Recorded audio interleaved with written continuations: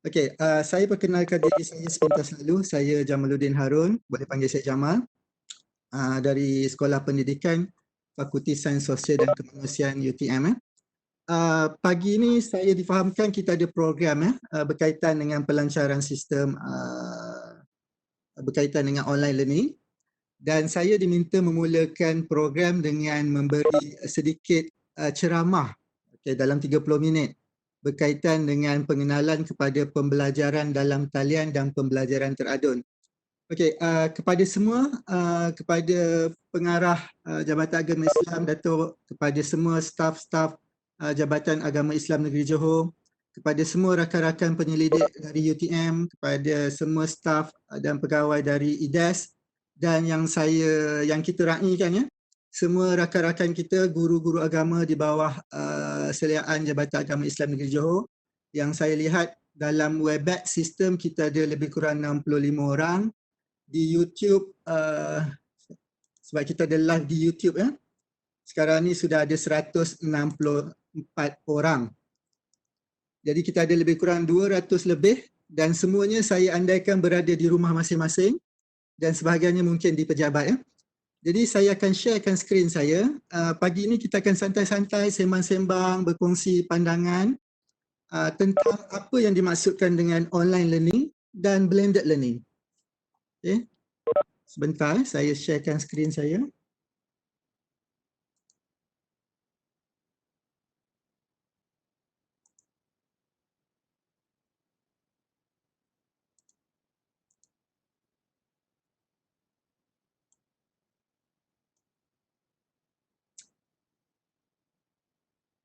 Okey, tajuk yang diberi pada saya sekali lagi pengenalan kepada pembelajaran dalam talian dan pembelajaran teradun, ataupun dalam bahasa Inggerisnya online learning dan blended learning.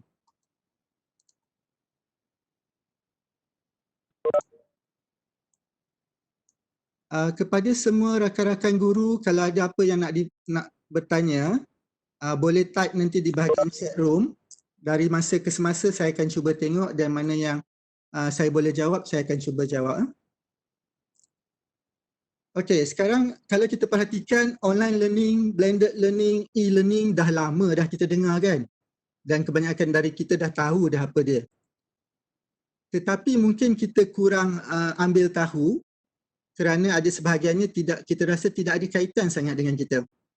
Tetapi bila berlakunya PKP ni, bila berlakunya COVID-19 ini, secara tidak langsung, mahu tidak mahu, kita terlibat sama. Jadi pada rakan-rakan guru yang mungkin pernah menggunakan, mungkin sudah selesa, tidak ada masalah. Tetapi bagi rakan-rakan yang lain yang mungkin ini kali pertama, mungkin kelang kabut jugalah ya. Jadi pagi ini kita akan sembang-sembang untuk berkenalan tentang apa yang dimaksudkan dengan online learning, blended learning. Dan detailnya nanti insyaAllah kita ada sesi yang lain. Saya dipahamkan mungkin awal bulan Jun. Kita ada 2 jam. Yang waktu itu kita kongsikan tentang tips, panduan, teknik, teknologi yang mungkin kita boleh manfaatkan.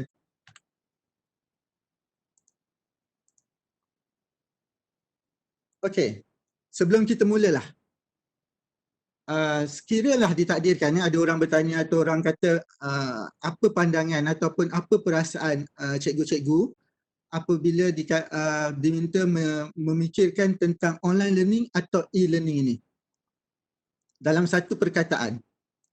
Jadi mungkin boleh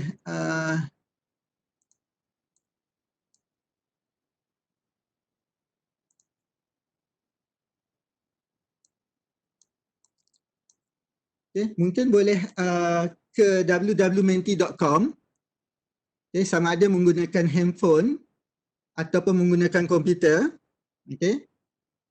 Pergi kepada www.menti.com, dan bila dia minta masukkan kod 295931. So pagi-pagi ni kan, bulan puasa saya tak nak bercakap banyak, jadi kita bersama-sama, cikgu-cikgu mungkin sukar nak bercakap tapi boleh beri pandangan menerusi teks. Cuba pergi kepada www.menti.com, dan bila diminta memasukkan kod, masukkan kod yang tertera di skrin sekarang, 5931. Satu perkataan saja, satu atau dua lah. Bila sebut je online learning atau e-learning, takut mungkin, okay, teruja, gembira, sedih, huru-hara, tak pasti. Jadi masukkan perasaan atau perkataan atau pandangan cikgu-cikgu semua dan kita akan tengok nanti.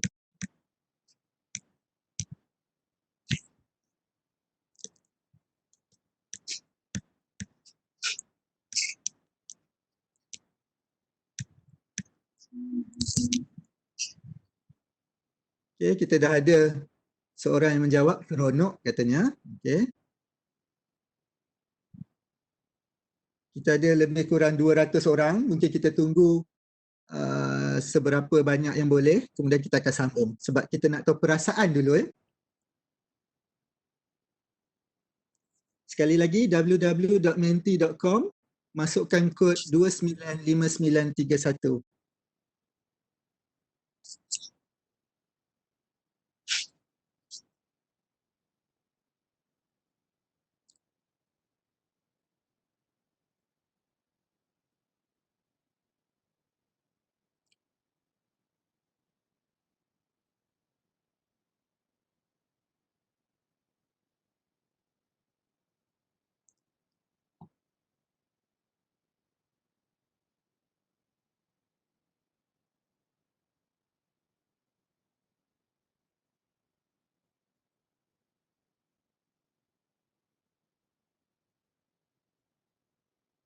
Okay, kita dah ada 30 orang yang menjawab. Kita bagi masa beberapa minit. Mana? Ada juga yang menjawab di chat room .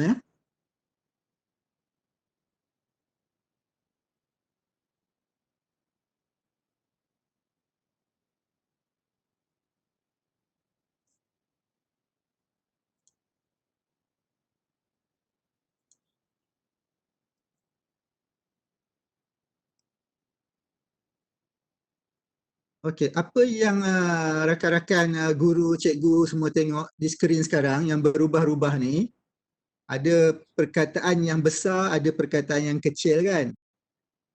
Perkataan yang besar tu merujuk kepada ramai yang menjawab. Jadi keyword dekat sini yang saya nampak yang paling buat masa ni yang paling ramai ialah teruja. Kedua, seronok. Ketiga, excited. Okay, excited hampir sama dengan teruja.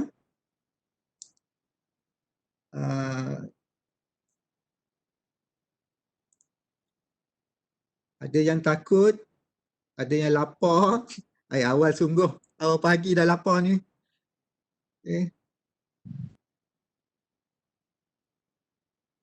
Okay.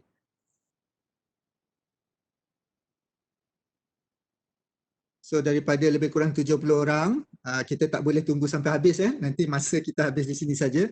Tetapi apa yang saya nampak, teruja, seronok, excited. Itu yang besar dia. Bermaksud rata-rata cikgu-cikgu semua teruja, seronok dan excited. Tetapi kita tidak boleh lupakan juga yang tulisan kecil-kecil tu pening, susah,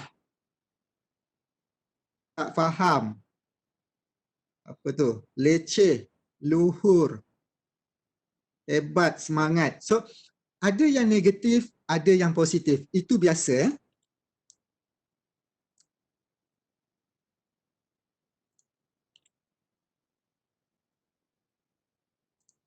Dan kemudian keduanya,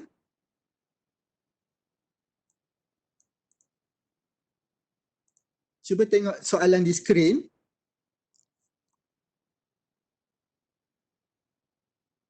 Okay. Pengalaman dalam mengendalikan pengajaran dalam talian. Yang pertama, tidak pernah langsung. Kedua pilihannya ialah sudah mana? Tiga pilihan yang saya beri dah bergerak. Sudah biasa sangat, bolehlah, adalah, dan yang ketiga ialah tidak pernah langsung. Okey, setakat ini tidak pernah langsung yang mendahului. bolehlah adalah tu bermaksud bolehlah, pernah guna, nak kata pakar sangat belum lagi, tapi bolehlah hidup untuk meneruskan hidup kan.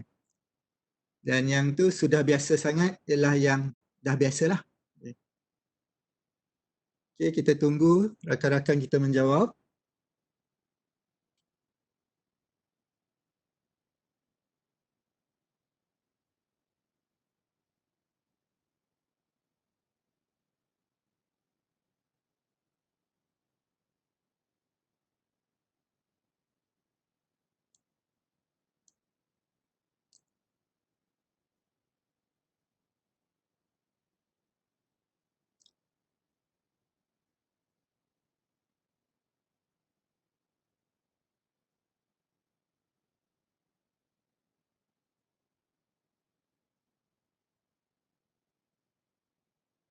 Okey, dari 80 dan saya jangkakan daripada lebih kurang 100 nanti yang menjawab yang kita sempat tunggu.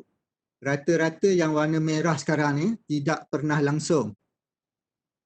Sedar tak cikgu-cikgu semua bila kata tidak pernah langsung, sebenarnya sekarang kita sedang melalui pembelajaran dalam talian. Okey? Dan saya sedang melaksanakan pengajaran dalam talian. Online learning. Jadi yang kita sedang lakukan sekarang ni ialah salah satu cara. Jadi ada banyak cara sebenarnya. Yang penting jangan takut, jangan risau.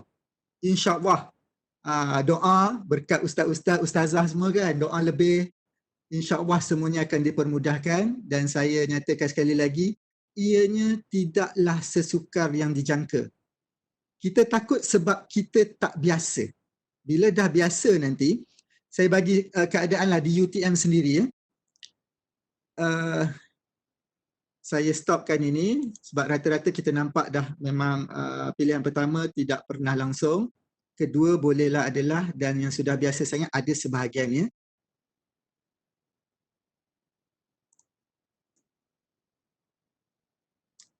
Kerana saya kongsikan saya habis PhD tahun 2003. Belum saya sempat habis PhD, nak tunggu konvo lebih kurang macam itulah. Saya dapat panggilan telefon dari pegawai atas universiti yang bertanyakan saya sama ada saya minat atau tidak menyertai satu pusat di dalam UTM sendiri. Kerana katanya kajian saya, PhD saya ada kaitan dengan online learning dan problem based learning, iaitu dua bidang yang waktu itu memang diperlukan. Kita nak bawa hala tuju pensyarah kita waktu itu ke arah online learning dan ke arah problem based learning. Permintaan dia bukan permintaan tapi arahan. Jadi kita menurut perintah, saya pun ditempatkan di satu pusat yang dikenali sebagai pusat pengajaran dan pembelajaran. Dan salah satu fungsi pusat itu ialah mengendalikan e-learning UTM. Ringkas cerita, 8 tahun saya di sana, ringkas ceritanya, peringkat awal bila kami mulakan e-learning, itu kita bergerak e-learning ke arah yang lebih interaktif, kita menerima beberapa penolakan. Okay? Kita menerima beberapa sambutan. Tetapi yang kita nak bincangkan sekarang ialah sekiranya kita menolak, apakah faktor-faktor dia? Antara faktor dia ialah sikap kita sendiri. Okay.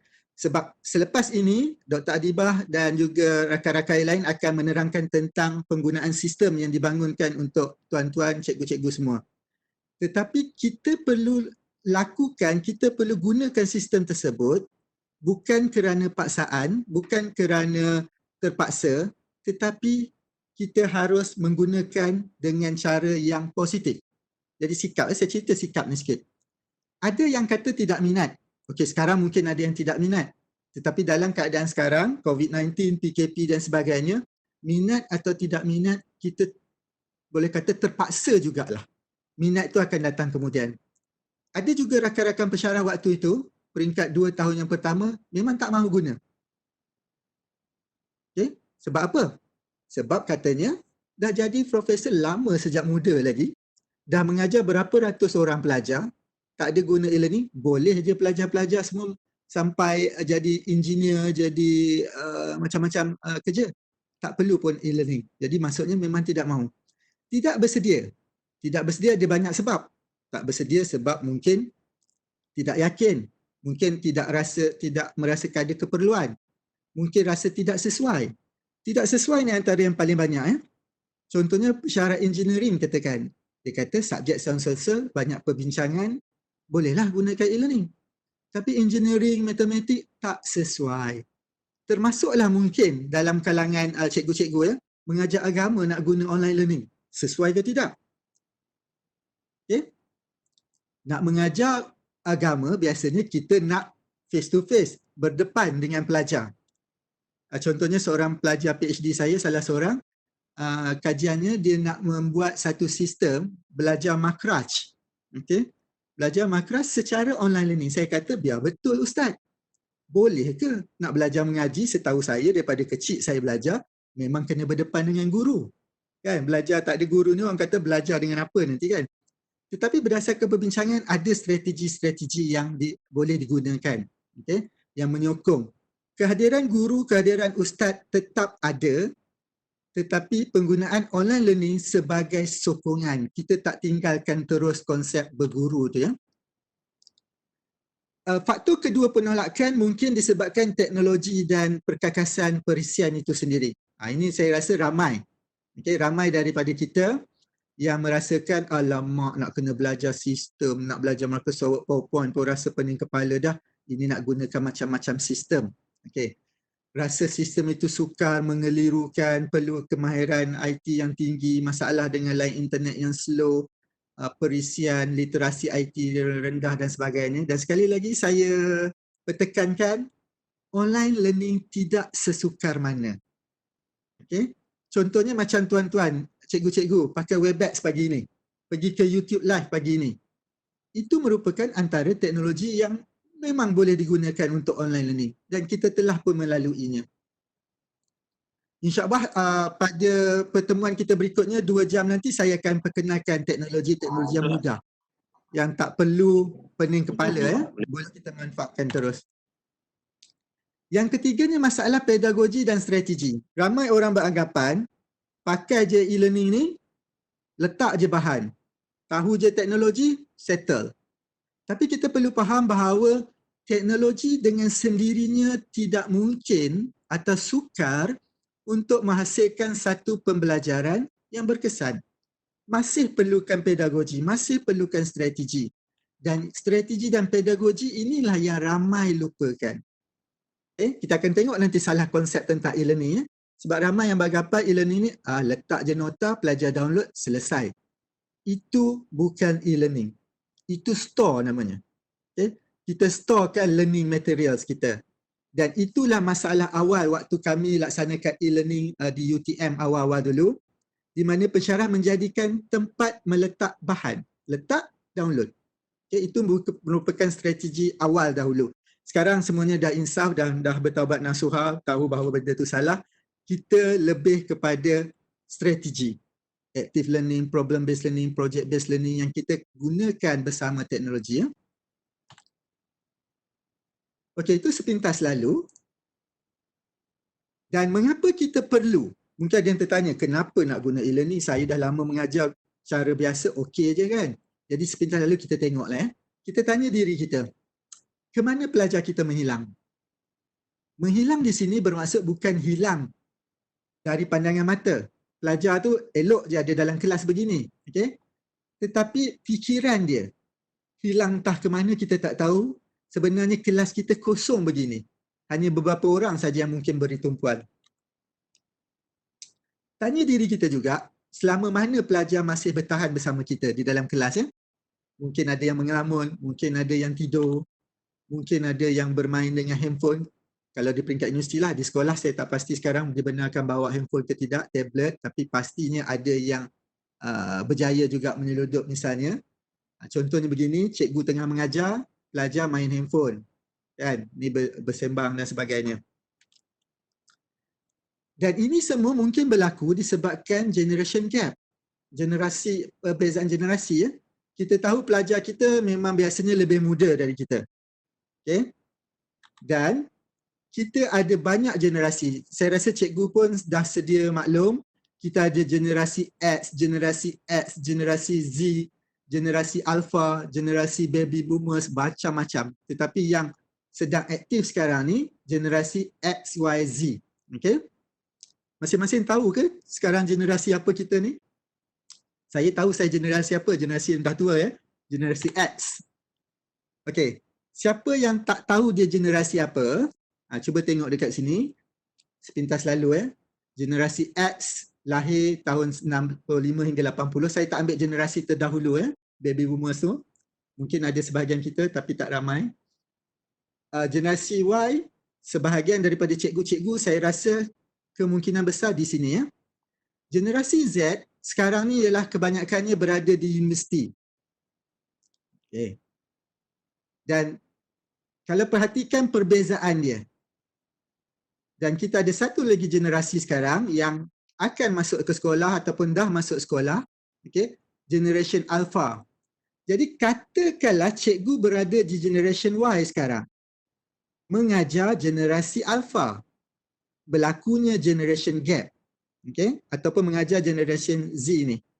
Generation gap ni yang menyebabkan kita merasakan pengajaran kita okey, tetapi penerimaan pelajar kita tak berapa okey.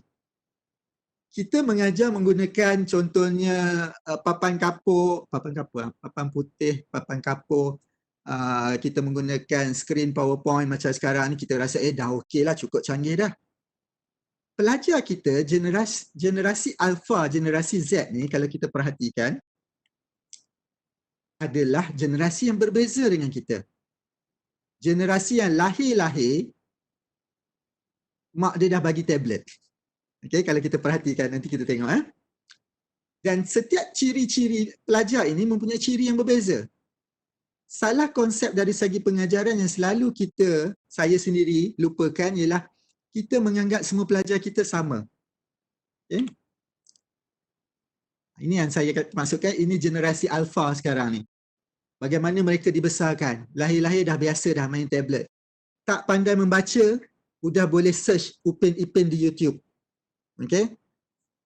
Ini anak rakan pensyarah kita. Sepanjang PKP ni, belajar mengaji, belajar ABC menggunakan live bersama ustazah dia. Okay. Selalu bapa dia share video dia tengah belajar. Kadang-kadang dengan nenek dia semak bacaan, tengok dekat sini dan dia rekodkan. Kemudian dia belajar sekali lagi. Kalau dibandingkan dengan kita, kalau saya lah, mula tengok handphone bila dah start bekerja. Okay, jauh sangat beza dia. Sekarang pelajar kita memang berbeza.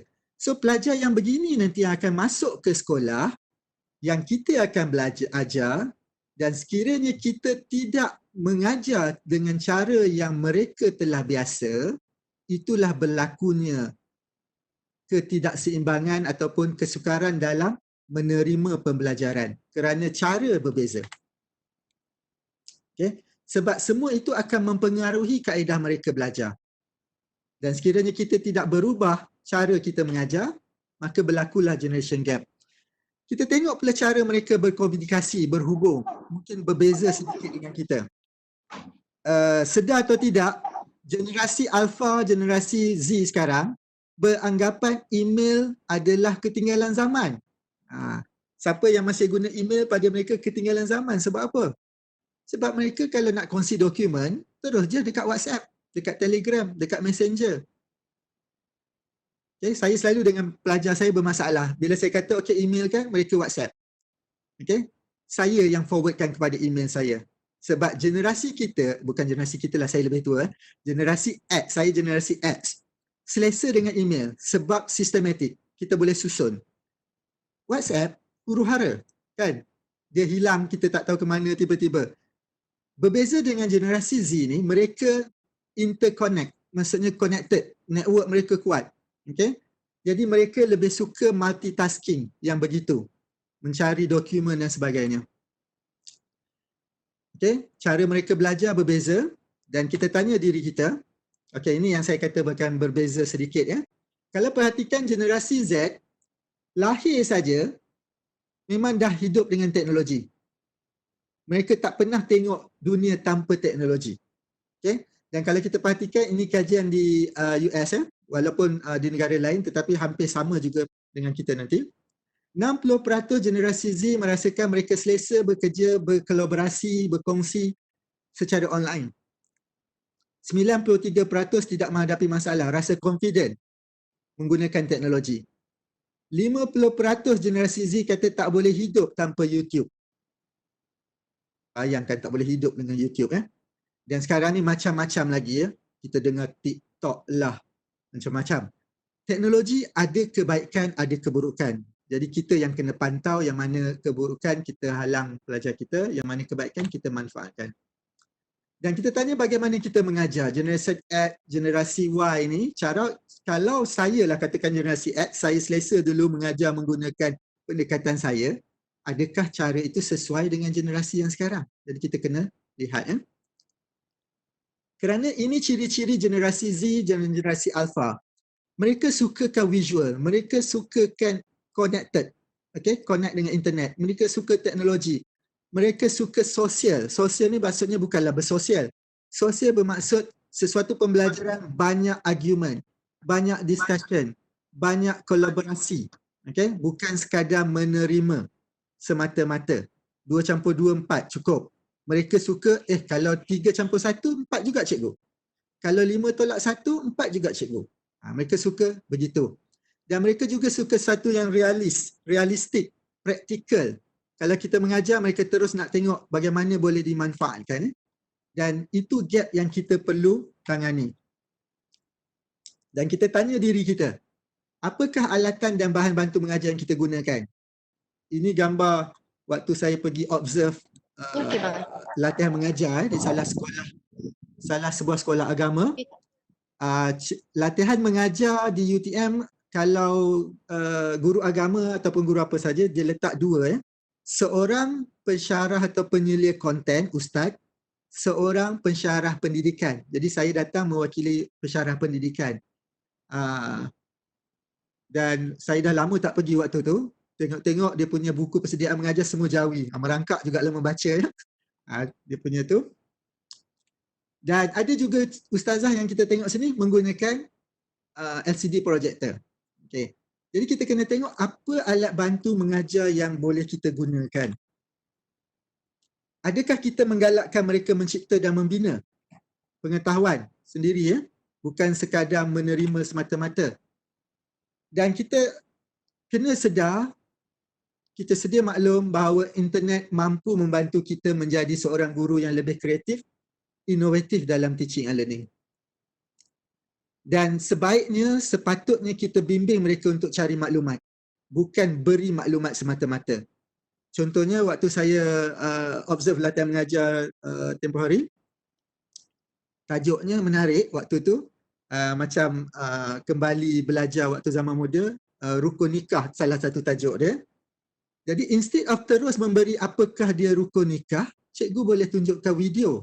Dia tunjukkan video, selesai saja proses nikah, dia tanya pada pelajar, apakah rukun nikah berdasarkan pemahaman pelajar, berdasarkan video itu. Walaupun jawapan dia memang huru-hara sebab kita biarkan pelajar bebas menjawab, tapi secara tak langsung, pelajar berbincang, cari maklumat, bina makna dan memanfaatkan maklumat yang diperolehi. Kita sebagai facilitator. Ya, itulah target kementerian kita, iaitu pembelajaran abad 21, bukan pelajar menerima semata-mata. Saya minta maaf, saya laju sedikit sebab 30 minit diberi, kita hanya nak berkenalan sepintas lalu. Dan saya kata, perbincangan detail, hands-on, praktikal semua kita akan lakukan nanti insya-Allah awal Jun nanti. Ada 2 jam sesi bersama saya tentang menguasai blended learning, online learning ini. Jadi bagi mereka peluang dan ruang untuk berkembang serta membangunkan pemikiran menerusi proses syariah ini, semua boleh tengok nanti. Okey. Jadi ringkas dia, kita dah tak boleh lari. Kita tak boleh escape. Kalau tengok kat keyboard ada escape kan? Biasanya tekan je escape, selesai. Sekarang kita tak boleh escape. So apa nak buat? Kita boleh shift. Kita boleh berubah. Kita boleh belajar. Kita boleh try and error untuk menjadikan online learning, blended learning sebagai salah satu nature dalam strategi pengajaran kita. Kalau bukan 100%, tahun ini kita mula mungkin 20-30%. Tahun depan kita naikkan lagi. Tetapi dalam keadaan COVID-19, PKP ini, kalau kami di UTM ataupun di universiti, semua kena jam 100%. Okay? Ada yang tanya slide boleh kongsi, ya nanti saya kongsikan. Sebenarnya saya nak create tadi tapi ada error dengan komputer saya. Nanti saya bagikan kepada penganjur untuk dikongsikan. Okey, kelebihan dan kebaikan e-learning, pembelajaran dalam talian, saya rasa tak perlu dibincangkan, masing-masing sedar. Ada kebaikan, ada kelemahan. Okey. Tapi sekarang kita lupakan dulu kelemahan sebab kita perlu berubah.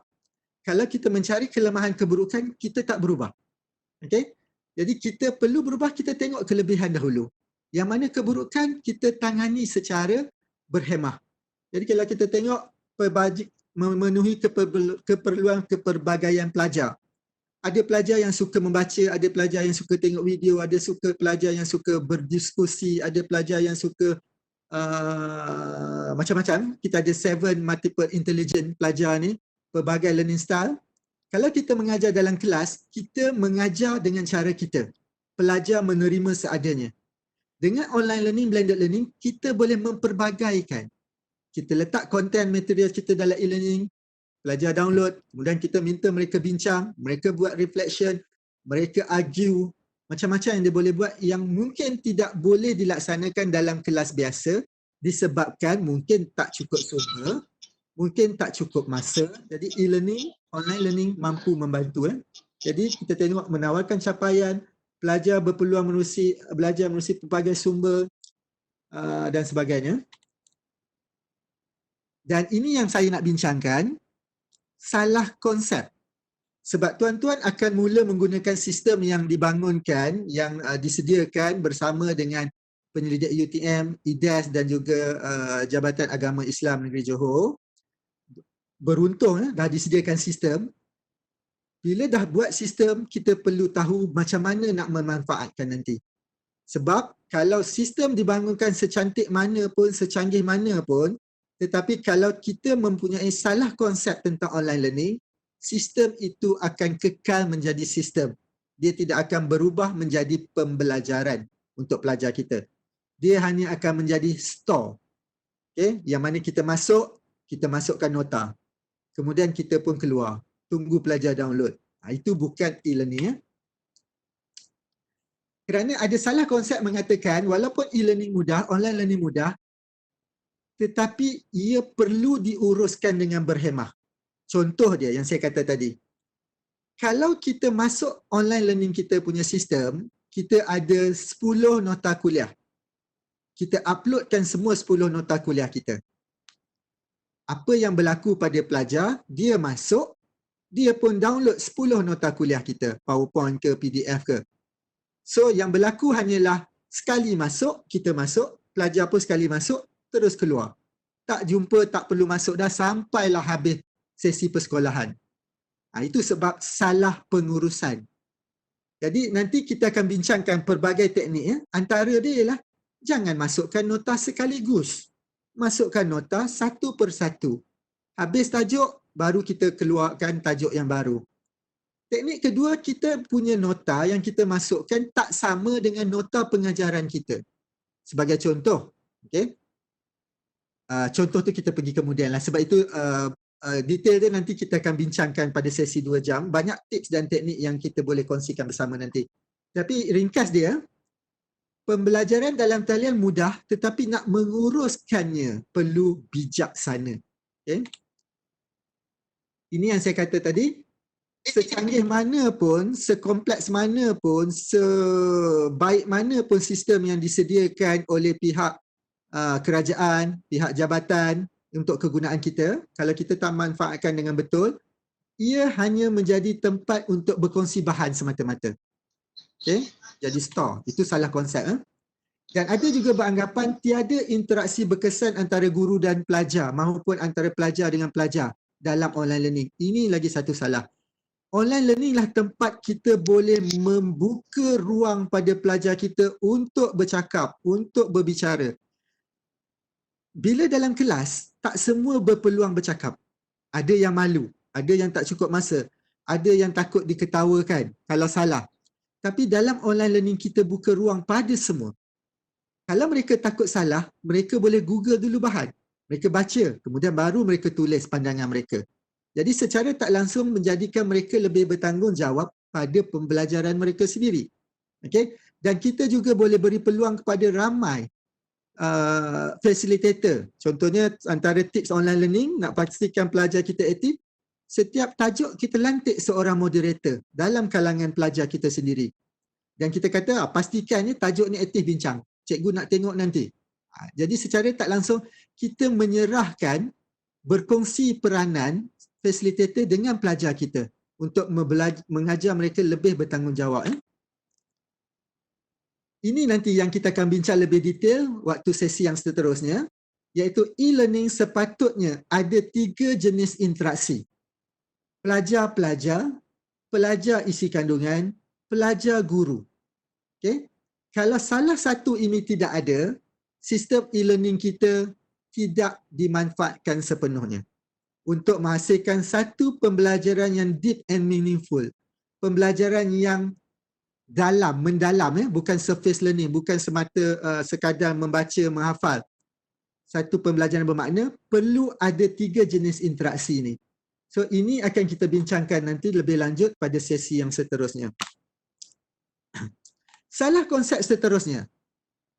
Ada yang berkata online learning kurang berkesan dalam menarik perhatian serta mengikat tumpuan pelajar.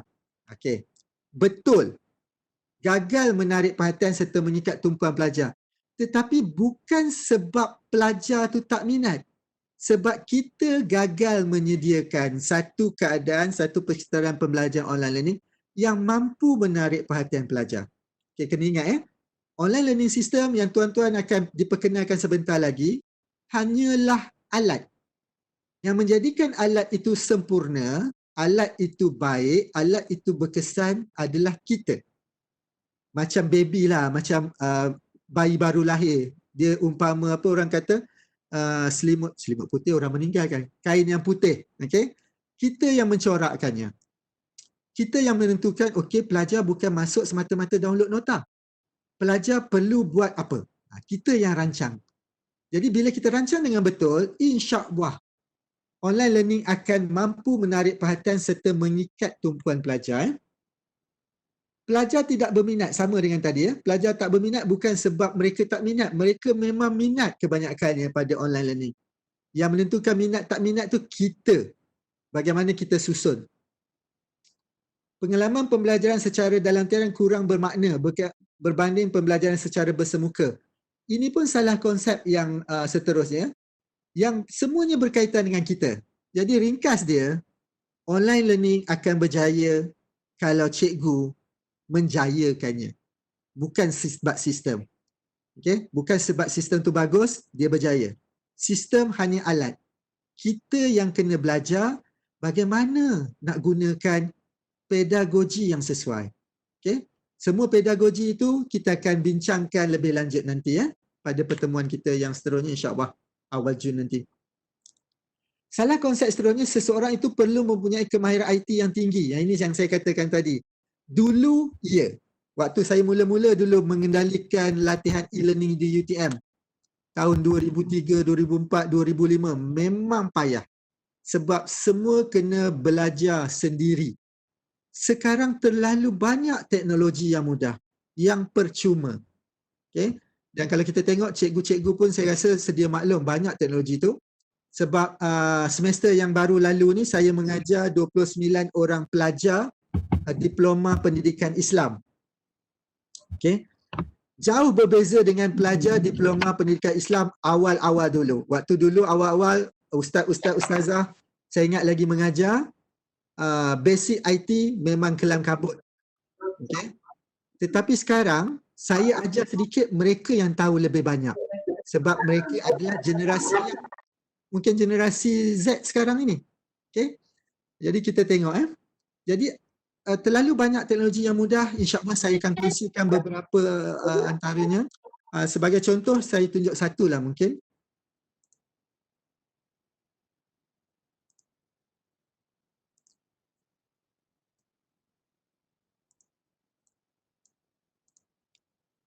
Okey. Ini adalah salah satu contoh tools yang kita boleh gunakan. Namanya Flipgrid. Saya rasa ramai antara ustaz pernah guna juga, ustazah pernah guna. Flipgrid ni percuma dan ini adalah contoh apa yang dilakukan kita gunakan Flipgrid. Saya hanya gunakan untuk minta pelajar perkenalkan diri. Okay? Tetapi kita boleh manfaatkan untuk tujuan lain. Contohnya, dulu kena belajar buat sistem begini. Kena upload video. Ini semua pelajar-pelajar, saya tak pasti ada tak dalam ini. Ini guru-guru agama Diploma Pendidikan Islam baru saja selesai exam 2-3 minggu lalu, final exam. Okay, 29 orang pelajar. Dengan menyediakan grade ini, pelajar masuk, upload video. Okay. Saya pauskan. Dan kita boleh gunakanlah kalau siapa yang mengajar, macam yang tadi saya kata makraj ke, mengaji ke, apa-apa, pelajar pun merakamkan video mereka sendiri dan kita boleh terus bagi markah dekat sini. Kita yang tentukan rubrik dia dan kita boleh beri komen dekat sini dan rakan-rakan lain kalau kita buka peluang, mereka boleh tekan like, bagi bintang dan sebagainya. Jadi ini tak perlu belajar apa-apa pun. Flipgrid ni boleh explore nanti sebab yang perlu ialah register dan create saja aktiviti. Tak sampai pun 5 minit. Okay, saya ada 3 kelas ni, beberapa aktiviti dekat situ. Okay.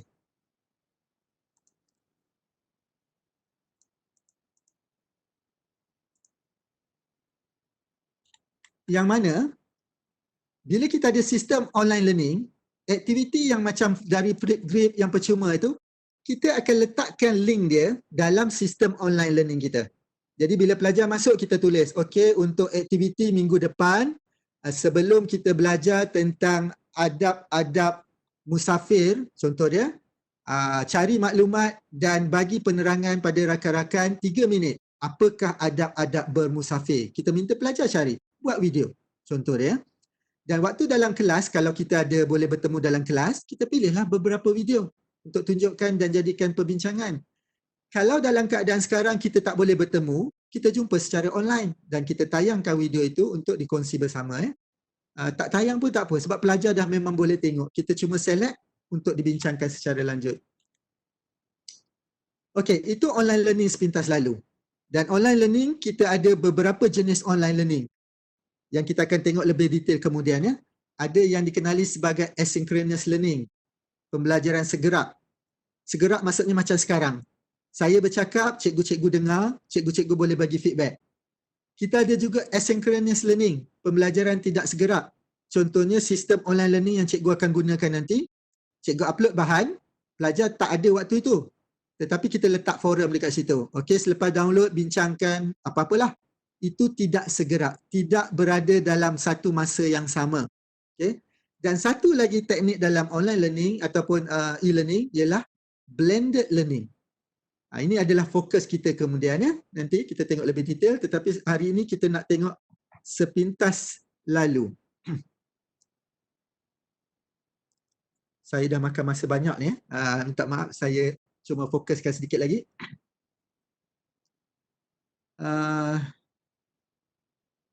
Ini antara mengapa kita laksanakan online learning ya.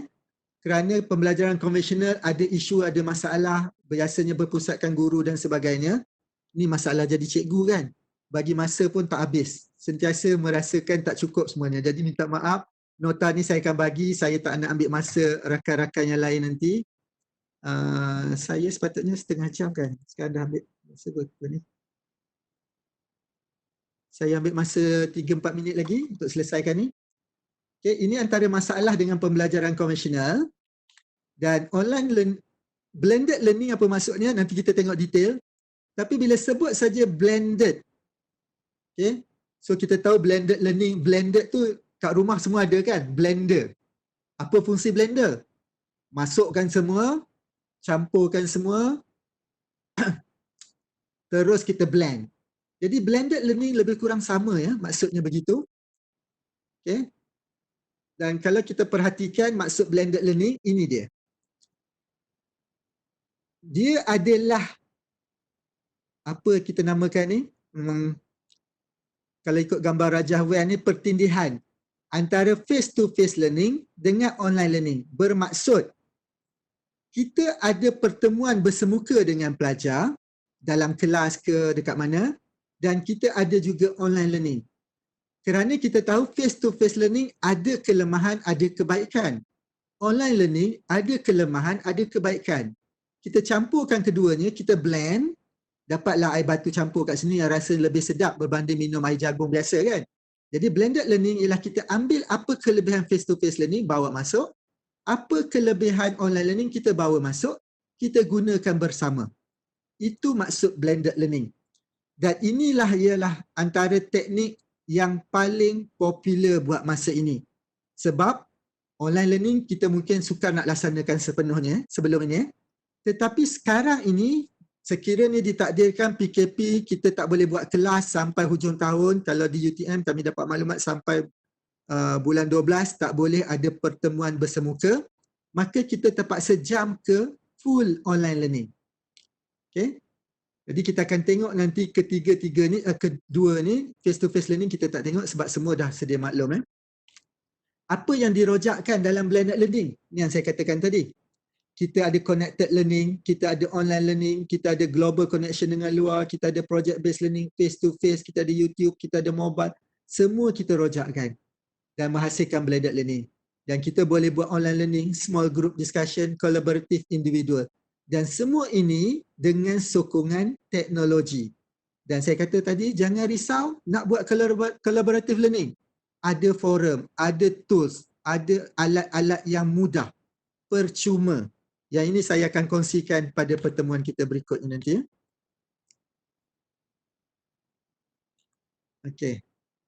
Kelebihan kita akan bincang lebih lanjut nanti. Okey, bagaimana untuk berjaya?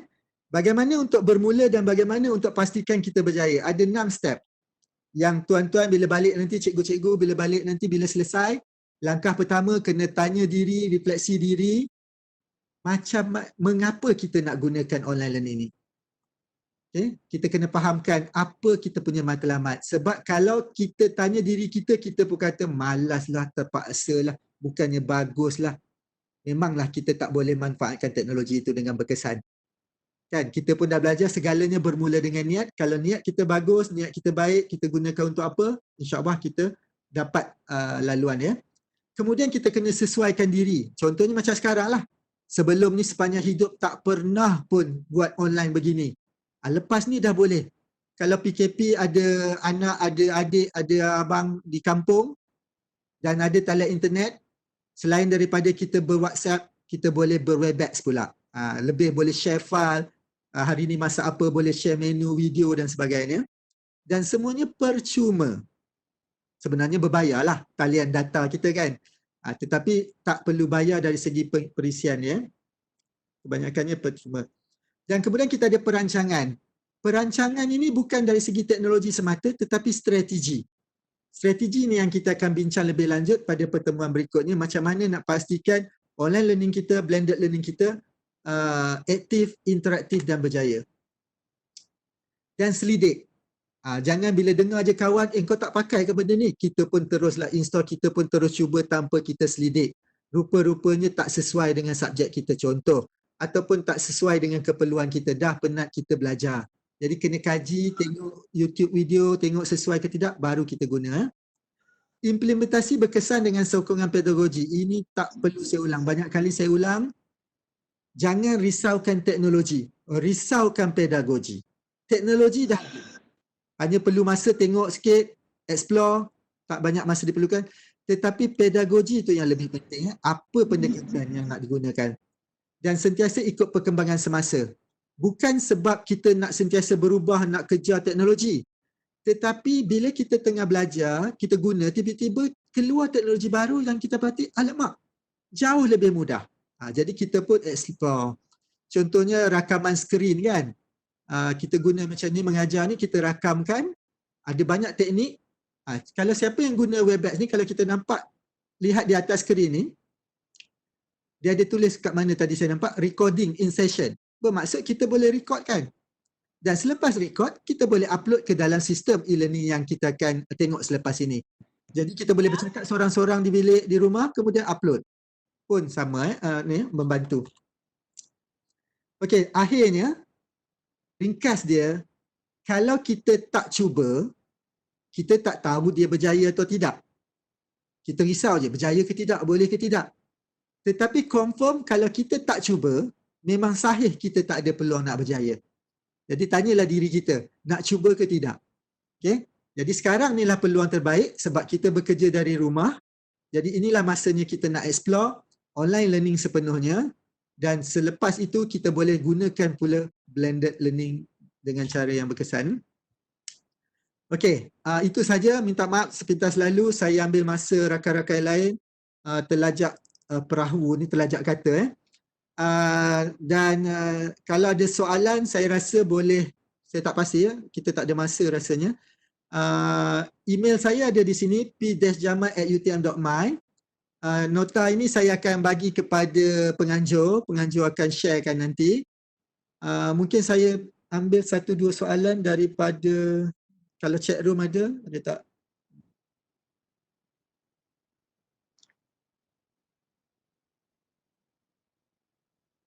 Okay, macam tak ada soalan sangat saya tak pasti clear ke tidak, tapi saya harapkan ini adalah pengenalan ringkas. Yang detail dia nanti insya-Allah kita akan bincangkan dalam pertemuan berikutnya yang berkaitan fokus macam mana nak memanfaatkan online learning dan blended learning sepenuhnya. Okey, dan saya kembalikan semula kepada pengerusi. Okey, terima kasih diucapkan kepada Profesor Madya Dr. Jamaluddin atas perkongsian ilmu yang bermanfaat pada hari ini. Jadi sebelum saya teruskan kepada penceramah yang seterusnya, saya diminta untuk para hadirin jika ada sebarang soalan boleh nyatakan di ruangan chat ataupun boleh raise hand, kemudian saya akan bukakan speaker. Ada apa-apa soalan?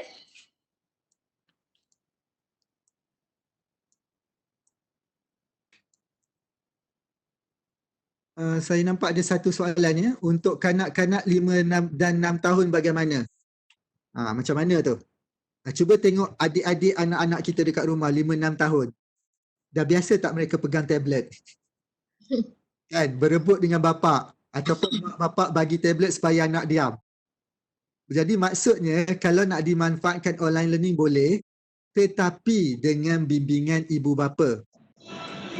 Sebab ibu bapa yang tentukan maksudnya apa nak buat dan sebagainya. Sebab ialah kanak-kanak 5-6 tahun mana boleh membaca lagi kebanyakannya kan. Jadi bermaksud bila kita buat aktiviti, arahan yang diberikan adalah untuk ibu bapa. Ibu bapa baca, jadi mungkin dia kata okey adik kena cari apa-apalah yang kita lakukan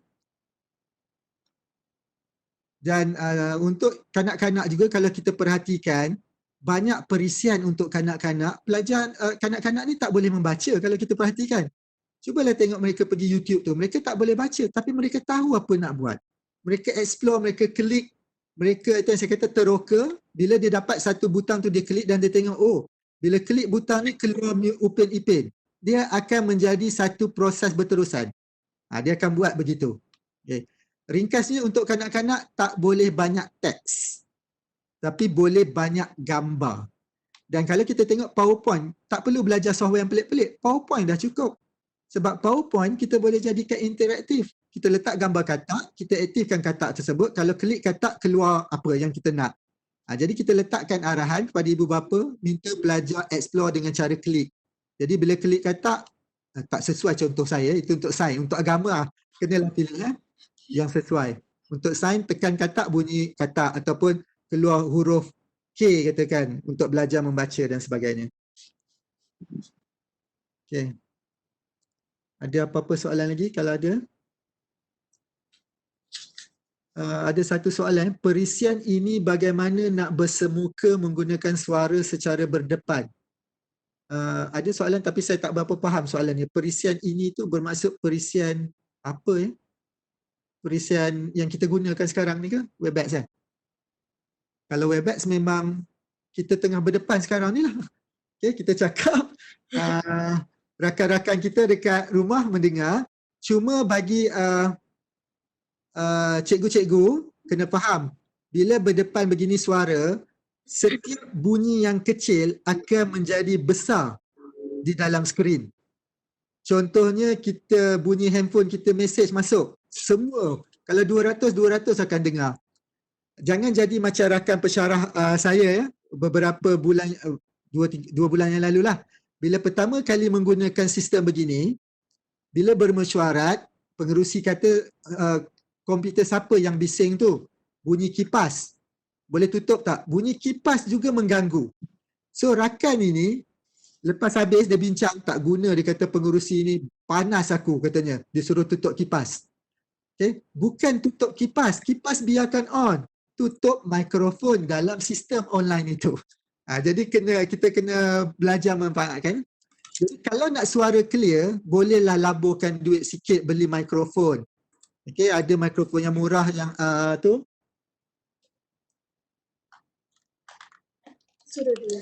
Contohnya mikrofon yang biasa dengan, mana skrin saya? Yang dengan handphone kita yang biasa ni pun boleh. Ataupun mungkin boleh beli. Macam ni saya belikan, dia USB. Okay. Dan kita boleh letakkan clip mic ini pada baju kita. Ataupun, sebab saya memang orang multimedia, bahagian multimedia, saya gunakan mikrofon yang begini. Ini macam DJ sikit lah. Letakkan dekat sini, tak perlulah menjerit, tapi bila cikgu ni kita dah biasa menjerit kan. Jadi cakap kuat jugalah. Saya kurangkan mikrofon kat sini. Kalau saya off kan, kuatkan lebih kuat. Pelaburan dia mikrofon sebab suara paling penting untuk online learning. Dapat pula ustazah yang perempuan Melayu terakhir yang bercakap berbisik kan, slow. Jadi mungkin online learning ni kena ada mikrofon yang mungkin boleh menguatkan suara. Okey. Ada apa-apa lagi? Okey, mungkin soalan terakhir. Jika pelajar yang tak dapat nak join tu macam mana? Mungkin ada masalah tertentu, adakah kita biarkan atau guru kena ada inisiatif lain bagi yang tak dapat join? Okey. Memang betul, ini satu isu ya. Bila kita menggunakan online learning begini, bersemuka, menggunakan Webex, menggunakan Zoom, menggunakan Google Meet, menggunakan macam-macam perisian video conferencing, kita kena faham ianya menggunakan data yang tinggi. 1 jam mungkin 800-900 megabyte. Okay?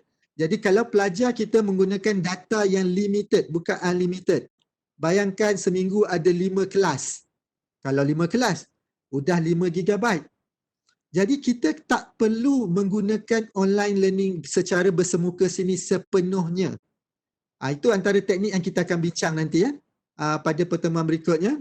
Kita boleh online learning begini bersemuka 30 minit. Kemudian kita bagi aktiviti yang menggunakan data yang rendah. Bagi pelajar yang tercicir terus, memang tempat dia teruk sangat line, boleh guna WhatsApp. Okay? Saya baru bulan lalu ada satu kursus khas mengajar menggunakan WhatsApp di kalangan pensyarah UTM, sebab ada rakan pelajar kita yang balik kampung, yang line dia memang masuk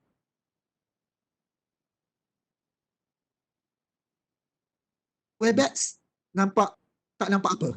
Jadi kita menggunakan WhatsApp, tetapi WhatsApp bukanlah cara macam kita grup biasa ni. Ada teknik-teknik dia. Kita buat grup khas untuk nota, grup satu lagi untuk discussion contoh dia. Dan nota kita tak kongsikan terus PowerPoint. Kita kongsikan dengan cara berdikit-dikit, satu skrin, kita hantar suara, kita hantar teks. Jadi komunikasi itu berlaku juga ya. Jadi ada banyak teknik sebenarnya yang saya katakan tadi. Teknologi hanya membantu, kita perlu kreatif. Tetapi ringkasnya, jangan biarkan ada pelajar yang tercicir. Okay? Kalau disebabkan talian internet, kita perlu kreatif. Satu lagi ialah boleh gunakan Facebook Live. Kerana Facebook Live, kita kena faham, Facebook, YouTube, dia menggunakan data yang kecil berbanding dengan video conferencing. Facebook Live, kalau kita tengok kat kampung mana pun, kalau ada line 1G tu, Facebook boleh keluar. Tetapi Webex, Zoom tak keluar. Okay. Okay, saya rasa itu sahaja masa yang kita ada. Saya serahkan kembali kepada pengerusi untuk sesi seterusnya.